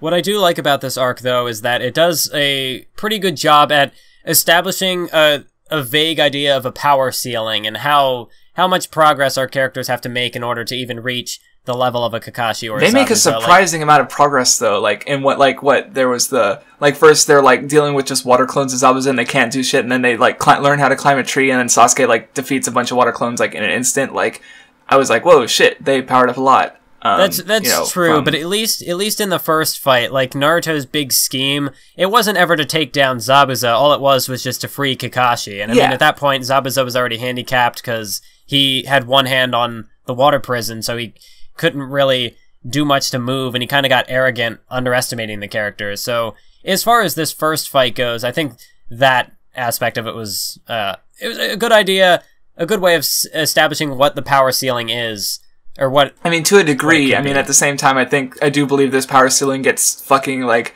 smashed and thrown into a dumpster, and then... But I mean, as far as, like, the story thus far, I think it's a good job at setting things up as to where things could go, even if later down the line it doesn't necessarily live up to that. Because that was the thing. It's like, I was also thinking a lot of how Zabuza isn't that strong. Like, because I mean, he is being, like, toyed with by Genin here. Like, even if they do have good strategies, like, even later on, it's he's just kind of, like, he's not able to just, like, destroy them, I guess, like, so easily. Like, even though he's supposed to be so far above them. But, like, which, I mean, I guess, like, Naruto and Sasuke are pretty talented. Sakura does, like, okay, this is the arc, okay, these early chapters have two good moments for Sakura. One was, before they meet Kakashi, and Naruto's, like, doing the prank where he sticks the eraser in the door, and Sakura's like, Naruto, that's childish, but her inner Sakura's like, yeah, do it, fuck that teacher. Yeah. You know, and that was a good moment, because, I mean, she's being a fake, but at the same, but, she has, like, honest, positive feelings somewhere in there towards Naruto. Like, so I was like, yeah. And then the other one was she climbed the tree first, and then does nothing for the rest of the arc. Like, she's immediately after she climbs that tree, there's this panel that sums up, like, everything, like, my biggest problem with Sakura is that, like, when she climbs the tree, she says, oh, well, I did that to be noticed by Sasuke, but I was only ever noticed by Naruto. Like, Naruto's the only one who ever notices. It's like, I mean, yeah, like, she does it on her own merits. She found it as something cool on her own merits, and then just, like, she doesn't care. Like, no one can, Kishimoto doesn't care. No one cares. I mean, Kakashi's kind of like, oh, cool. And because the thing is, like, he talks about the wood training, like, in theory, if you can do this, you can do any technique. And then Sakura just proceeds to use no techniques for the rest of the arc. Like, all she does is protect the bridge guy from Zabuza, and even then, like, when Zabuza goes after the bridge guy, Kakashi is the one who stops him, because of course, what the fuck is Sakura gonna do against fucking Zabuza? But, like, she doesn't get a payoff to her being above Naruto and Sasuke in this way. Yeah, there is nothing. It's interesting. I'm gonna save most of, like, I will probably have a big Sakura rant for later in the series, but of course. I don't have enough material to go on yet, so I'll save that for later. But in this, like, in the second fight, where she's supposed to be guarding Tazuna, and then, Tazuna, yeah, that's his name. Yeah, the bridge builder. And, she's like, well, she wants to get involved in the fight. She wants to help Sasuke against Haku in the mirrors. And then, the bridge builder is like, well, okay, you can go, don't worry about me. And then she just throws a shuriken, and that's it. And then Naruto shows up. Thanks for the help, Sakura! Like, I think it did contribute a little bit. Like, it gave Sasuke a bit of a chance, or it gave a nice distraction for Naruto. No, because I think her shuriken distracted Haku so that Naruto could kind of come out of nowhere and blindside him. But still, it's... Yeah, she's going to do something, and then she just kind of goes back to where she was. Yeah, again, like, Sakura is a mistake. Like, I mean, I feel like, especially when Naruto is ending, a lot of people were giving ideas of how, like, the series should have been, which is always easier to do in retrospect than it is, like, as you're writing it, especially for a weekly series, so it's kind of easy for the artist to do that, like, many years after the fact. But at the same time, like, if Hinata was the main female lead instead of Sakura, like, then you'd have, you'd be able to build into that relationship, and, Sasuke would be interacting with a female who doesn't want his dick, which has he experienced that, Like, I feel like there's just more opportunity there than with Sakura, because, I don't know, Sakura's like indistinguishable from Ino at least as far as, like, the tuning exams go, like. Oh, yeah, definitely. Oh my god. I can't wait to get to the Chunin exams and her backstory, because there's a bit of a rant there. I think I remember that, but oh god, oh no, I'm remembering now. Oh man, okay, I can't wait now. Let's try not to get that far though. Before we, because I know we're already jumping all over the place with this arc, but I'm not done. But go on. Well, in back to the first fight, I just think it's interesting when Haku shows up, because just picturing it, like looking back on it as if I was reading this for the first time, when Haku just kind of shows up and takes Zabuza, like, would I believe that was the end of Zabuza? Like, this no-named character just shows up and like, oh, I'm gonna dispose of the big baddie who you've been fighting all this time. I think it's an interesting fake out, but I guess I'm conflicted. I mean, well, I didn't really think about that because I was already aware, I was very fully aware of like Hawk. I wasn't trying to put myself in the mindset of someone who like has gone, like, is going through this for the first time. Like so I was just like, yeah, Pataku, and then he stops. I was the one thing that did bug me about that whole thing was, like, Kakashi suggests that, like, he like can't do anything for a week because of chakra exhaustion, like, and then he points out the idea that, Goto could have someone else on his payroll that's Zabuza's strength or even stronger, and then he even realizes that Zabuza is still alive, but probably can't do anything for like a week. But then, and his response to this, the chance that someone at Zabuza's level or stronger could descend on the wave country and completely, like, and then, Kakashi's crippled, so he has no chance against him. His response isn't to, like, call for backup, it's to train Naruto and Sasuke up, and Sakura, I guess, she's there. And it's like, I was like, you guys could be dead tomorrow. Like, I don't think, is this really the best use for, like, of your ability? Like, it just felt like short-sighted. I mean, sure, of course, as the audience, we see Zabuza alive. We know we don't see Gato. I keep calling him Goto. We don't see him as having anyone else, at Zabuza. He doesn't. And even with Zabuza, it turns out he wasn't going to pay Zabuza anyway.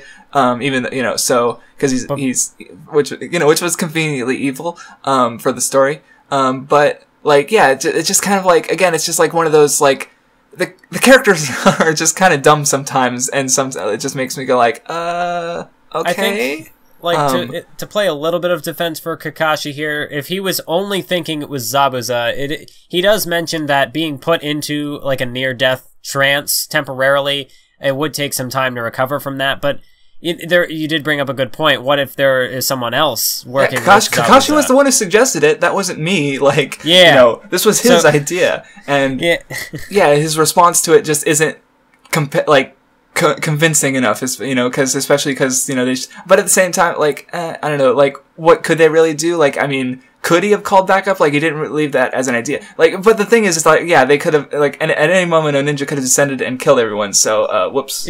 Is it really ever specified, like, how long they were traveling? Because it seems like it took a little while to get there, but at the same time, the way the chapters just kind of jump from significant moment to significant moment, it doesn't really, like, maybe they were, like, it took them a week or so to travel to get there or whatever. So yeah, maybe, because, like, they just walked, so, yeah, it's not really, yeah, you're right, it's not really, like, okay, I think, honestly, it was probably just, like a couple days, unless were they attacked, like, right out of the gate of Konoha, or were they attacked, like almost to the wave country? Like, I don't remember, like, it felt like a day of walking, like, it didn't feel like a long time, they had traveled a little bit, but it didn't seem as though they had gotten that far from Konoha yet. Yeah, and it felt like they were attacked like a 1-2 by the Demon Brothers and the Zabuza. Like, it felt like there was, like, no time in between, like, almost. But with the way the chapters are cut, you could kind of assume that some time had passed, like, maybe they had been, but, like, because they're just walking and it's still, like, I mean, it's a black and white manga, so you can't really say if it's day. Well, it's not. It's pretty clearly daytime, but it's definitely not, like, we don't. Is it early? Is it late? No clue. But it could be like one of those Pokemon instances where they're just walking and it's a different day, but it looks exactly the same. So, like, a couple days could have passed, or maybe it's the same day. We don't really know. I mean, definitely between the Zabuza fight and the climax of the arc, it's like a week, because or the first Zabuza fight rather, because we were given that time frame. But between the Demon Brothers fight and the Zabuza fight, it's like maybe a couple hours, and then but between the Demon Brothers fight and them leaving Konoha, it also seems like maybe a couple hours, like, you know, because I think Naruto is like whining about because he was impatient because or no, I don't know, maybe that I might just made that up.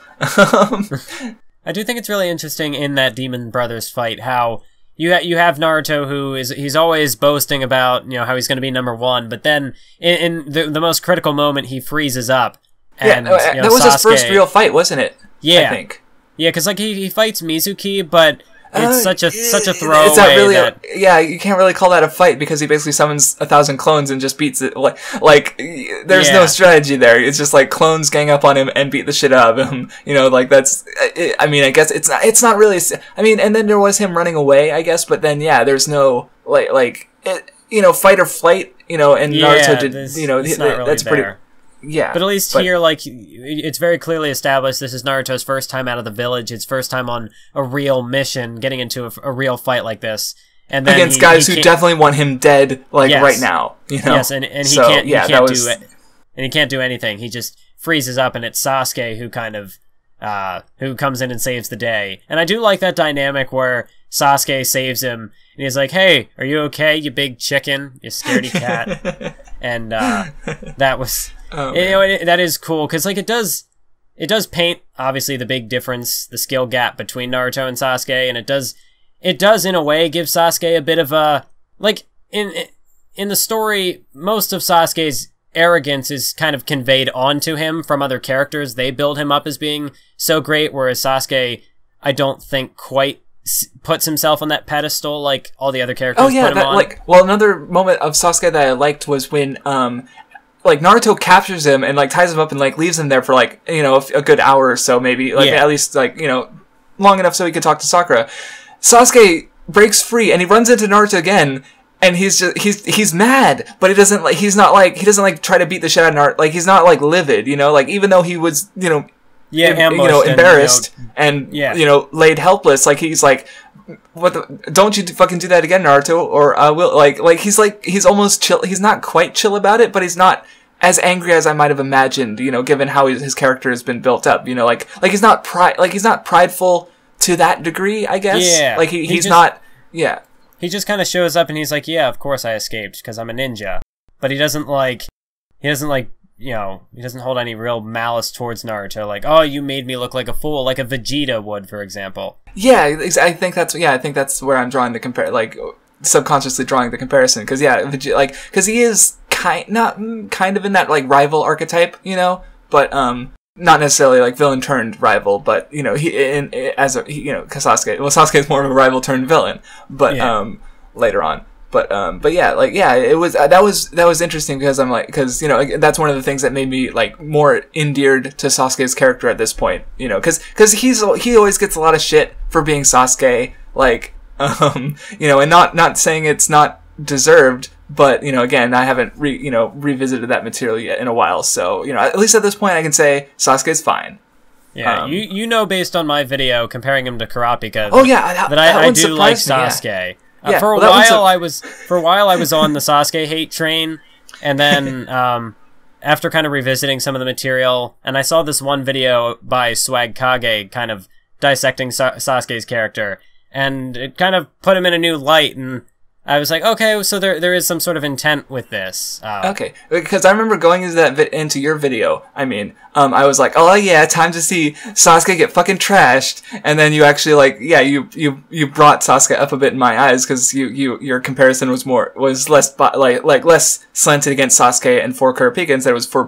I mean, I do think you prefer Kurapika as a character, but you know, but you were pointing out things to me that I was like, oh, okay, yeah, okay. And so that was cool. But, like, that's one of those things that gives me these mixed opinions on Naruto. My opinion towards Sasuke has kind of just been... It's been kind of flippant until recently, because when I first got into the story, part one of Naruto, I was all aboard the Sasuke hype train, because, oh my god, Sasuke's a badass. But then he goes evil, and you're like, no, how could you portray me like this? I hate you. And then just recently, I've kind of flipped back where now I can look at both aspects of Sasuke and say, oh, you know, they're both cool. I do like there's stuff here. We'll definitely talk about that because I have some thoughts on Sasuke leaving the village. But, trying to think of, because I have one other thing I definitely want to talk about with the Zabuza stuff. Sort of like the arcs, because it juggles a couple themes, and I'm not quite sure how I feel about, because I'm not sure how far it goes, because, you know, there's the idea of heroes and the idea of tools. Yep. Yes, so, like, you know, Zabuza is like, oh, you Konoha ninjas can never be true ninjas, and then, you know, but he's, you know, and he sees Haku as a tool, and, you know, like, cause, like, just like the village, you know, and then you have, like, the Inari and his dad who died, and, you know, trying to, and then, you know, then Naruto and Haku have that sort of conversation where they're talking about, like, heroism, kind of, and, like, protecting that which you care about, you know? So, I guess it's kind of, like, I'm trying, like, cause Haku, he dies, like, it, as both a hero and a tool, in a way. Like, he's protecting Zabuza, and then, but, you know, he's also protecting Zabuza, like, you know, so... Yeah, like, the fight between Haku and Naruto and Sasuke, Zabuza comments on how, you know, Haku was breaking his heart because he was conflicted, like, he didn't want to kill the two boys, but at the same time, he wanted to protect Zabuza, and he couldn't do both in the same situation without suffering some sort of loss.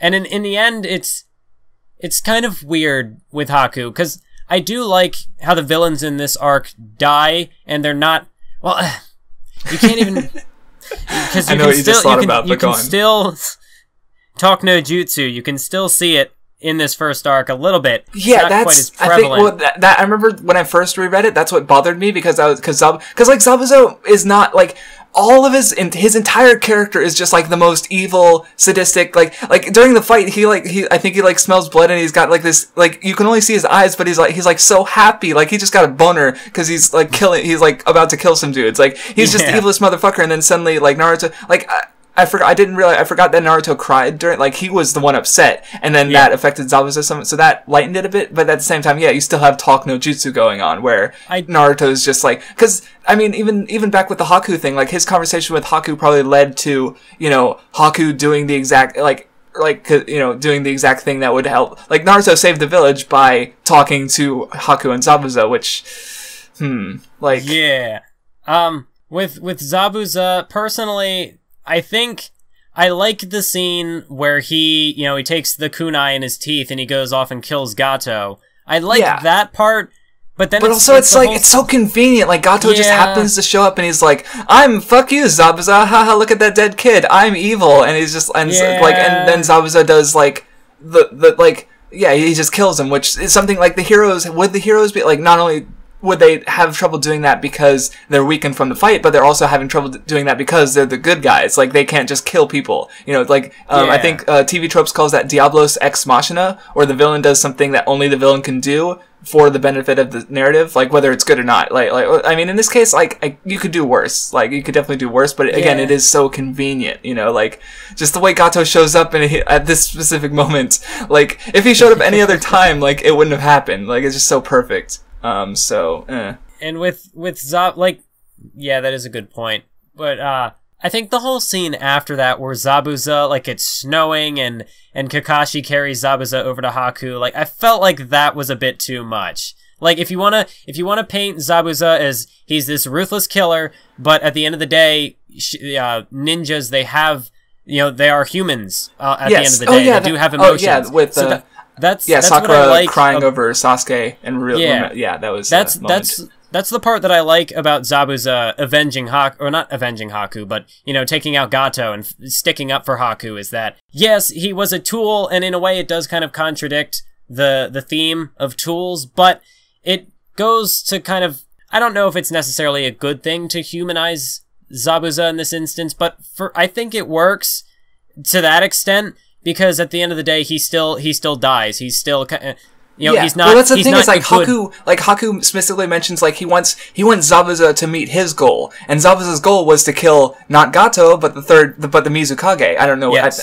The Mizukage stuff comes up later, so we might come back to this, because I remember, like, Obito might have been the Mizukage. I don't remember exactly, but there was a lot of shit. That happened, but Zabuza doesn't succeed, so kind of Haku protected Zabuza, but also failed because Zabuza died anyway and didn't meet his goal, so... I do like that sense of tragedy with the arc, and that these two, like, they don't fulfill But because they're tools. Like that's the whole thing. Is the hero like heroes protect, tools destroy? I guess is kind of maybe what he's going for. Yeah, and you know, so like that's all they can do is like Haku is able to be heroic in that moment to protect Zabuza, but Zabuza can only destroy. I guess so. Yeah, because you know, but. But then that scene at the end where, like, it's snowing, I think that pushes it too far in that you're trying to humanize Zabuza too much. Like, and then you have, like, Kakashi saying... Like, now it's, like, first, like, I guess that's true. Because, he goes from, like, the worst murderer guy to, like, oh, we're supposed to be sad now. Like, Yeah. And what was Kakashi saying? I forgot. Well, Zabuza is talking about, I'm not going to go where Haku's going. I'm going to take, Gato, I'm going to take you to hell with me. But then at the end, Kakashi's like, well, no, maybe you will join Haku there. And it's like, no! He spent the whole arc out to kill you guys. He's killed, I don't know how many people he's murdered. He's an assassin. And he's enjoyed it. Like, he gets hard off of that. Like, he's a monster in basically every sense. Like, but suddenly him being sad about Haku because Naruto bullied him and being sad about Haku kind of, now he's human and we're supposed to care about him. Like, cause he did one good thing. Like, that was still murdering a guy. Like, as evil as Gato is, like, almost comically evil, honestly. But, it's a little, like, honestly, it's interesting because everyone, like, people remember the Zabuza arc as being the best arc, but, like, I've never felt that way. No, I've never felt that way. In fact, I thought the Zabuza arc, like, it's immediately eclipsed by the Chunin exam. Yeah, in my eyes. That's what, exactly. But, I mean, what I will say about this arc is, like, this whole hero tools, like, even if it could have probably been done better, there is a thematic idea here. Yes. Like, people shit on Naruto, but it's not Fairy Tail, okay? It is not the worst thing. Like, for all its failings, it's not trash in every, like there's a thematic idea here. Like, there's more thematic ideas in this arc than Fairy Tail has ever had in its 500 plus chapters. That Mashima has ever had in his 20 years of writing manga. I'm just like, saying. I can't speak on the part of Fairy Tail because I haven't read it yet, but I kind of, like, the other big influence on me getting into anime as a kid was obviously Dragon Ball, and I would say that, like, this first arc, there's more going on thematically than some of Dragon Ball, or maybe more so, like, the later half of the story, but I think there's more going on here than something like, say, the Cell arc has going on thematically. Yeah. Like, well, honestly, I'm like, I've never really thought about Dragon Ball at thematic level. I'm like, Dragon Ball has themes? This is why Dragon Ball Dissection exists. For those of you who aren't, if you didn't see my video about Mystere Fusion, go check out Dragon Ball Dissection after this podcast. It's great. It's good. We can both recommend that. And, well, I got into it because of your video on Mystere Fusion, so if you're not convinced by by both of us liking it, then go watch his video, Mathawiz's video on that, and then go watch it. Go watch Dragon Ball Dissection. It's good. And long. And lots of analysis. We can make a whole branching side podcast just about Dragon Ball Dissection. Instead of reading Dragon Ball for this podcast, we'll watch Dragon Ball Dissection and then dissect Dragon Ball Dissection. Yes. That's what will happen. Oh, God.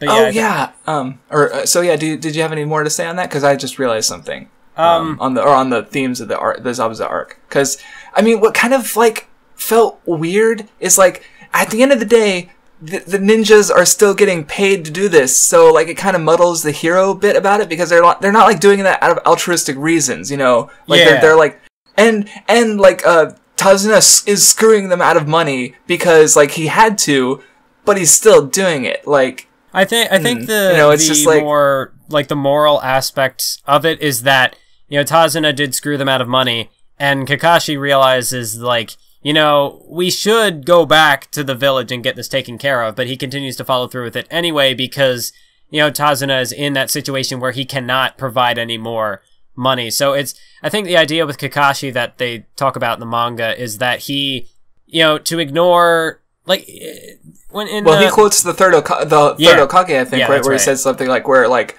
I forget the exact line, but he was, something about, basically, like, talking about, like, turning around, or ignoring in the face of stuff like this. A ninja shouldn't run, like, even though, like, it is within their, like, I mean, I guess that's part of the arc, I guess you could say, is, like, because with the Sakura crying about the ninja command thing, that about how ninjas aren't supposed to show emotion as she's, like, losing her shit. I think, like, there's, like, the ninja, maybe, I don't know. maybe, I don't know if this comes up a lot later, probably not, but like with the idea of like the core ninja ideas just kind of being shitty, you know, or in some way, like again with like again like you know a ninja should probably just do their mission, and if the mission is above than what they're getting paid, then they're screwing the village out of like Kakashi through doing this. Like the village Konoha isn't getting the money they deserve for doing this A-ranked mission, you know. So, but like yeah, it's like yeah, that definitely does play into the kind of juxtaposing themes of being a tool versus being a hero. Yeah. Because like Naruto does at the end talk about the idea of, you know, he was just your tool, and, you know, is this what a shinobi is this what being a shinobi is supposed to be? Is that what I'm supposed to become? And he doesn't stand for it. He'll come up with his own ninja way. And yeah, maybe because I guess that is a little that's better than okay. I didn't think about connect that bit. So yeah, okay, I like it a little better now. No, but again, like it's still at the end of the day they are getting paid to do this. So I mean so like it's still fine though, I guess. Though as for the fight itself, like I'm not a huge fan of like okay, I didn't mind how like Sasuke got, you know, his Sharingan and then immediately got wrecked anyway. Like, it didn't help at all. Well, no, it did help. Like, he was able to put more of a fight, but then he still, like, but then Naruto got his, you know, power up, and then...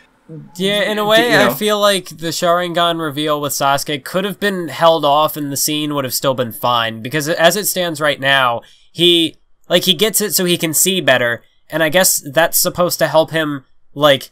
run in to get a shot on Haku and save Naruto. I mean, his training was like tree climbing, not sightseeing. Like, he wasn't training his sight and then suddenly like just like fighting Haku for 3 seconds and suddenly he's got the Sharingan. Like, I don't really necessarily have a problem with Sasuke developing the Sharingan in the heat of battle, because that makes sense, because that's how a type of power like that would manifest. But for this specific scene, all it really does is he develops the Sharingan. There's a bit of exposition about how, you know, there's a bit of a parallel between Sasuke and Haku, even though that's really the big thing with this arc is supposed to be the parallels between like Haku and Naruto. But they also try to draw it with Sasuke, where I feel like it's not necessarily warranted. The reason Haku was seen as a tool, is because he's got the bloodline technique. The I forget what Kekai. It's all moon speak. I don't remember. But Sasuke's got the same bloodline techniques. So. But then, like, that's not really, like, again, the exact, like, he's not really being treated as a tool by the village in ways different than a normal ninja might have been, you know, so. But, yeah, just introducing it here, you get the nice little exposition dump, and it just, like, that's all that happens. He gets the Sharingan, it's like, oh, he has a Sharingan, he's like me. Now let me try to kill Naruto now, because otherwise he might put up a fight, and... it just kind of slows the fight down even further. And I think this fight is already a little slow because there's a lot of talking going on. And, like, when the fight is just starting up, I don't like how Zabuza kind of confronts Kakashi, but then they just stand around and watch as Sasuke fights Haku, and then Naruto gets involved. And then... and then eventually Kakashi and Zabuza are like, well, okay, let's start fighting now. Like, definitely, like, like that, and the weakest parts I'm finding, not necessarily the weakest parts, but definitely some of the weaker moments I'm noticing are just the typical Shonen Jump, like, traps. Like, there was a moment when the Demon Brothers attacked, and, oh my god, did Kakashi just die? Oh yeah, oh no! And then Sasuke's dead for, like, 3-4 chapters, like, he's dead for, like, I wanted to ask you about Sakura that, crying over, like, I mean, he's obviously not going to be dead, but it's like, it happens for so long that, like, I mean, and they did establish the death, like, trances earlier, but at the same time, it's still maybe a little much, like, yeah, and then, again, the power-ups just, like, coming out, like, I mean, you know, sure, you know, Sasuke isn't Uchiha, so he should have Sharingan, but, you know, and then he just happens to get it, and then Naruto goes, you know, the seal, he starts accessing his chakra, his nine-tailed beast chakra. I think I remember watching this arc back in 2014, and I was like, oh, wait, they killed Sasuke? That doesn't make sense. I thought he was a major character. And so, like... It's just the way it's handled, like, even if I try to look at this as, like, this is the first time I'm seeing this, like, I don't feel like I have much of a reason to be invested in Sasuke's death fake out here. Like yeah, I'm getting to know his character, and, like, I'm also not that But there's, invested like, in Sakura when she's unless you're literally 7, like, there's no way you're gonna actually think Sasuke died there for very long, you know, like, it's just because it's so out of place. Like, he hasn't killed we don't even know who killed his clan. He just got the Sharingan and they're just gonna kill him right away. Like that's not a very shonen thing to do. We've only just kind of figured out his ambition here, and I guess if they wanted to, like, if they actually had killed him here and use that as a way to show, like, hey, like, I do like how Naruto mentions, well, Sasuke had a dream too, and it would have been interesting to have a character who seems like they're going to be significant get killed off early on and not get to fulfill their ambition. But and like, well, it would have, and it would imagine, like, yeah, that could have even added to the arc in a way, like with the idea of tools, like, you know, because if the village doesn't care, like, oh, well, he was a ninja, like, he was a full-fledged ninja, even though he was a child, like, you know, like, because again, I don't think the village has a strong liking of Uchihas, but that comes in later, I guess. I don't know, and I might not remember fully, but yeah, so it's like it could have they could have been an interesting angle to take, but not one in, because again, Naruto, it's. I don't know the exact age range it's targeted at, like, because even within Jump, like, it's all shonen, but there's an obvious difference between, you know, something like Death Note that's aimed at, like, teenagers and something like Dragon Ball that's aimed at 7years, you know? Yeah, so, I mean, I'm definitely not saying that Sasuke should have died here. Oh, no. But I feel like maybe there's a better way they could have handled this than pretending he was dead.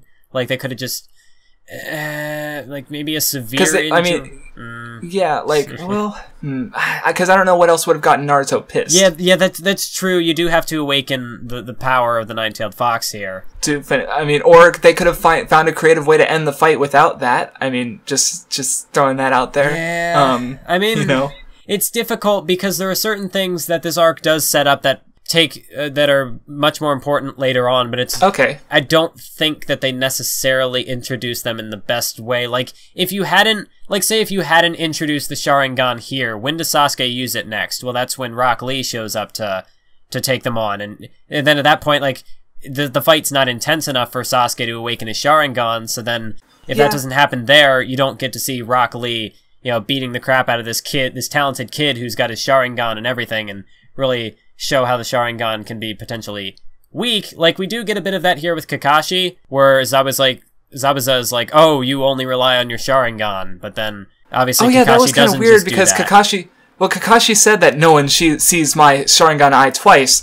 but apparently there's an extensive bingo book entry written about Kakashi by someone who must have seen the eye at least, or like who someone, like, I don't know, that was a little weird moment. Yeah. Maybe I misread it, but No, that does kind of give the implication, like, if no one's seen it twice, like, you could say, well, maybe a guy saw it and ran off and, like, escaped, but he still could have the potential to see it twice. Yeah, that kind of, like, the whole, like, the reason people say that is because, like, no one's ever seen it, you know, and lived to tell the tale, which is dumb because then no one would know about it. Yeah. So, I don't know. Like, I remember in Pirates of the Caribbean there was a similar joke like that, where, like, oh, the Black Pearl, no one's lived to see it twice, and then Jack Sparrow's like, well, you've heard of it, so obviously someone must have lived to see it. Yeah. So, just saying, like, you know, it was a joke, but, you know, they didn't do that for a joke here, so it just kind of feels a little weird, little bit weird. Yeah, a little bit. I do think it's interesting how, like, with Kakashi's, like, they do... I don't know, it is also kind of weird how you have Kakashi, like, seemingly getting all freaked out because he can't use his Sharingan because Zabuza's got these other techniques to fight him without. But, like, hold on, now I'm just thinking, if Zabuza knew that Kakashi had the Sharingan, how, like, why does he not try this strategy in the first place? Like, I do understand that the big idea of, like, why he even came up with this second strategy was because Haku was nearby to watch their battle, to analyze it and come up with a counter strategy. But when Zabuza first meets Kakashi, he knows that he's the copy ninja, that he has the Sharingan. Yeah, I mean, he doesn't know exactly what that entails. Like, I mean, because, well, that's the thing. It's also kind of like a fake out almost, like, because, you know, Kakashi's like pretending to be the mind reader, you know. And now that I think about it, I think it does kind of make sense because knowing that Haku is nearby, I think that first fight was very clearly supposed to be just scouting out Kakashi so that they could take him down later. But I don't know. I guess the way it's portrayed, it doesn't quite come off as that. But looking back, because Zabuza is very clearly, like, surprised at moments. You know, like, he's like, he's clearly like a little off guard. Like even though he knows Kakashi's abilities and is experiencing firsthand for the purpose of like Haku learning them and swooping in to save him by killing or pretending to kill him and stuff. Yeah. But I think they're because like you wouldn't go into a fight like if you know you're gonna get beaten up. That doesn't make it any more pleasant or any more surprising when you find out something you don't know. So I think it's just the way it's portrayed. It kind of comes off as a little, but I don't think there's any other way you could portray that. I think they do. Now that when I think back on it again, I think that is kind of handled well. Though I don't know about you, but I found it funny that when they were talking about the Sharingan, they were acting like the Sharingan has set abilities, and I was like, the Sharingan doesn't have set abilities. No. Like, oh, no, it does not. Like, what we know about the Sharingan now is not even close to what the Sharingan will be capable of later on. Like, it's... Yeah, it's... I mean, well, what I thought was weird at first is that they didn't even mention that it was an Uchiha thing at first. And then that they did later, and I was like, "Oh, okay." But at first, they were just acting almost like the Sharingan was a technique that anyone could have learned. Well, and I thought when Kakashi first uses it, that Sasuke kind of is that happens after. Like, no, that happens like after, like in a chapter, like maybe it was even the same chapter. But I just remember like the first panels when Zabuza and Kakashi were talking about the Sharingan. There was something about the wording, or maybe it was just the translation that implied that anyone can learn it. Almost like I forget the exact line. But yeah, it was pretty quickly like, oh no, it is an Uchiha thing, but how does Kakashi have it? Like that happened pretty quickly. But at first I was like, wait, what? Like but oh yeah, and I wrote another note. Apparently, when Kakashi was trapped by Zabuza, he was telling everyone to run, and one of the reasons, like he said that clones, if a clone gets a certain distance away, he loses control of the clone, and I was like. Is that true of all clones or just water clones? Because like clones get so much use later on, especially by Naruto. Like you were pointing out in your Boruto video that Naruto gets a lot done by using clones, and I'm like, but if he loses control after a certain distance, then like, is that even feasible? But like, that kind of has like, what's the distance here? Like I'm just like, it's a little like, I don't know. Yeah. Are you just thinking, or? Yeah, I'm just trying to look through my notes here. The only other thing. All I've really got left is just like how in the manga Gato actually gets decapitated, which I thought was more satisfying. Yeah, that's right. Because Gato is, like in a sense he's a villain, so you're not supposed to like him. But even then, I feel like the villainous aspects of his character, he's just an irritating character, not because he's a boring, irritating character. Like he's just evil. He's an evil. Yeah, he's like there to be for the story, like for the story to work. Like he's the one fucking up with the Wave Village. He's hired Zabuza so Zabuza can fight the main characters, and then he comes in at the end to piss off Zabuza so he can die, so the Wave Village can be saved. But it is more satisfying to see him get decapitated than just knocked off the bridge. Yeah. Oh, yeah, that's right. In the anime. I was trying to remember how he died in the anime because I haven't seen it in years. But yeah, you're right. Yeah. But yeah, that was yeah. Because again, like you said, he's not meant. There's nothing likable about his character, so it's just like gratifying just to see him get wrecked. But yeah, I think we're about done here. Like, I don't think I have anything else to say. Like, so. Like, overall, like, I definitely, like, appreciate, like Sasuke, like, I definitely appreciate more. Naruto, I still have some issues with this character. Like, I guess I'm not too blown away, but, like, cause, yeah, it is consistent. Like, he's got a consistent character and, his back, like, I mean, it could have been fleshed out in ways that would have been more satisfying to me. And, again, it also depends on how it comes up later and stuff, and I'm not sure, I don't know, we'll see. We got fucking 663 more chapters, or 67 more chapters to go. Yeah. I don't know. But yeah, and the Zabuza arc was fine, not particularly amazing. Like, again, I guess after talking about it, I'm more satisfied with the themes, because you pointed out some things that I didn't realize. But, yeah. Sakura is a mistake. I think we can both agree on that. I know, like, later on, there are kind of some interesting aspects to her character, but as of yet, I have no reason to like her. Like, it's just like, this is not how you establish one of your main characters. No. Like, she's being, like, in the promotion with, like, there was the one cover page with Naruto standing on a frog, Sasuke standing on a snake, and Sakura standing on a slug. I wonder if this is going to be referenced in the future. Woo! Yeah, but it's like, it implies that Sakura is as important as Naruto or Sasuke. But, oh yeah, that was the funniest part, is because I was reading the full volumes, and they had, so that in the beginning they have, like, the explanation of all the characters and what's going on, and Sakura had, like, 2 lines, Naruto has, like, full paragraph, and Sasuke has, like, twice as much as Sakura, because all that is to is, she likes Naruto, or she likes Sasuke and doesn't like Naruto, that's, like, her entire character, so they didn't have much to write, and I was just like, yeah, this is pretty much it. So yeah. I thought it was interesting how, because in the manga volumes, there's like one of the end pages where he's talking about the creation of Sakura and how like her initial design wasn't all that attractive. Like even now, like I look at her character and she supposedly, like Naruto describes her as like a hot babe. Like she is. Yeah.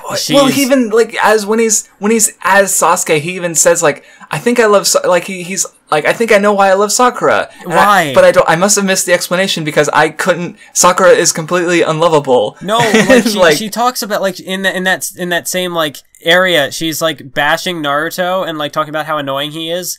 But then, like, there's something talking about how cool Sasuke is. I think there's like a tiny bit of like interest in there, but it's maybe it's like, well, there's a like, because like I've heard that like if a guy is passionate about something, like women find that attractive. So if they care about that much about this thing, then maybe they care about, like, they can care that much about me. Like there's like you know, and I'm like, I remember like Best Guy Ever has claimed that his passion for One Piece has gotten him laid because he loves One Piece so much that it turns women on, I guess. Like that's the idea. Or maybe was that it? I don't remember. But yeah, so maybe it's sort of the inverse with Naruto. Like he sees Sakura caring about Sasuke so much, he kind of wishes that she cared that much about him, and that's why he likes her. Like maybe that's it. But I don't think it was explained very well. When that's the case, like in Naruto, one of the things that I cannot praise with this series is its romantic elements. Oh, yeah, like, okay, that's fair. Like, I like,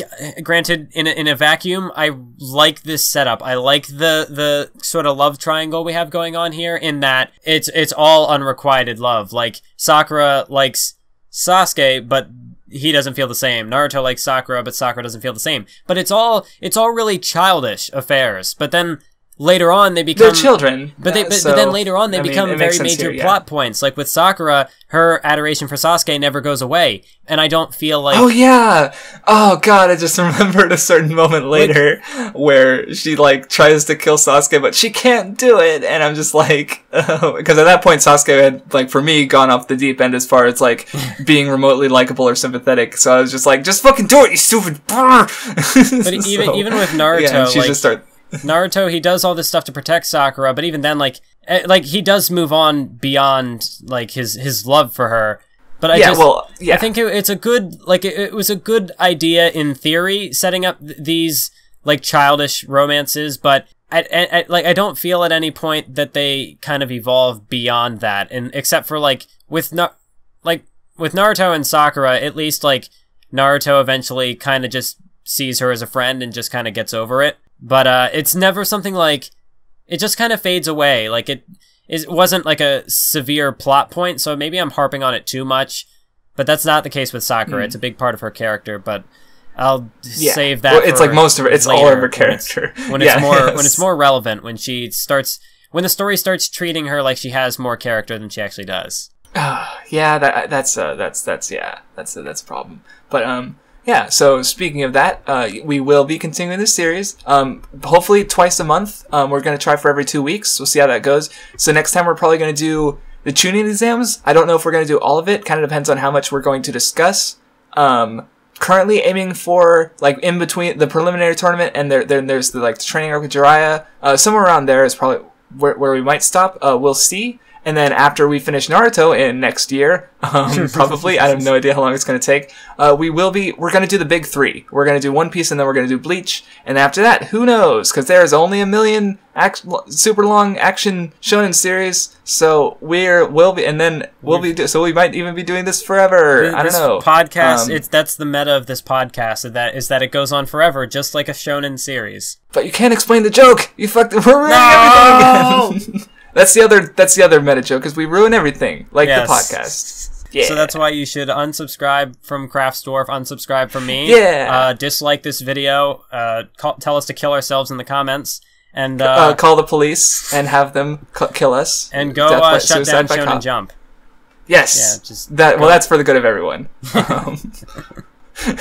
Shonen Jump is a mistake, I say, as my favorite series is continually published in Shonen Jump. But that's not Naruto. Yeah.